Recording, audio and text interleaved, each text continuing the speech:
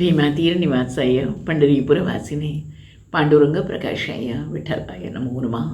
मरुत्पुत्राय कवये भीमाय भयहारिणे श्रीमदानंदतीर्थाय प्रख्याताय नमो नमः. Dear children of God, Jai Shri Krishna, Namaste.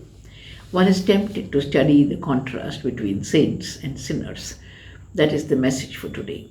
The saints are the holy people who lead a pure life. They are in a pure world of thoughts and words and deeds. They are God-bound souls who wish well for the entire world, while the sinners who have always rebelled against saints come to my mind. They are cunning by nature and extremely selfish. They plan and plan for their own welfare and plan to destroy the saints who are totally harmless. They do not have any ethical sense. They are unscrupulous in their behavior. They muster a like-minded crowd around them to pooh-pooh the saints who have not bargained for this unwarranted enmity. The sinners are physically strong and mentally determined, but both the strength and determination are not positive virtues. They are directed towards selfish ends. It's only for their own betterment that they use these faculties. The sinners are a peculiar type who have no faith in the divine or in human goodness. They lack the faith, and that makes them brash. They will go to any extreme to get the desired fruit. They're only concerned with the end and not bothered about the means. They are what are called the children of darkness. They do not believe in God, hence they do not believe in goodness also. For them, virtue is weakness and vice is desirable. They do not want to follow the path of dharma, which will naturally lead them to God. They would rather take the long way to hell than the shortcut through mercy and grace to heaven. They listen to none. Their conscience or lack of it is the only propeller of their life. Such people naturally persuade the weaker ones around them to join them in this devilish parade. We cannot find an army of saints, but we can always find a crowd of sinners. They lure the weak-minded with the promise of wealth, wine, and women. They are happy to gather more and more followers, and for a while one wonders, where is dharma gone? Where is justice? Is it the rule of the misrule?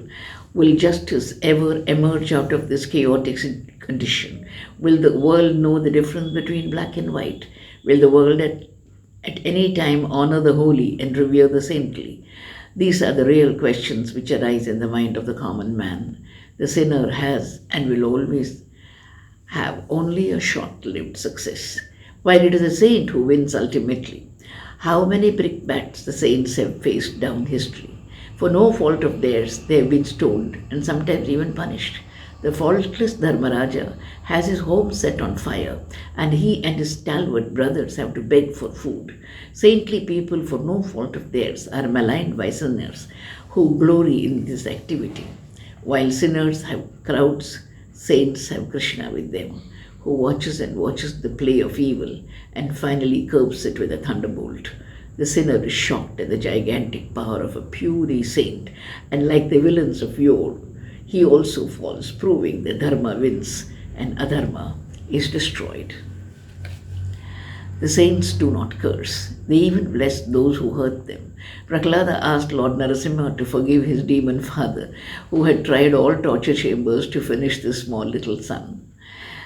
The sneer on the face of the sinner is in contrast to the benign smile on the lips of the saint. The sinner has a devilish stare. The saint has a benevolent look. The sinner hurts. The saints heal. The sinner is finally alone in the battle of life before he falls, while the saints reach the holy feet of the Lord. Krishna embraces them with divine hands. शरणागत वत्सल राम की ये पुण्य अमर है कहानी, जो उसे सुने और सुनाए रघुवर को वो खूब ही भाए, आँख में भरे आए पानी। शरणागत वत्सल राम की ये पुण्य अमर है कहानी. Thank you.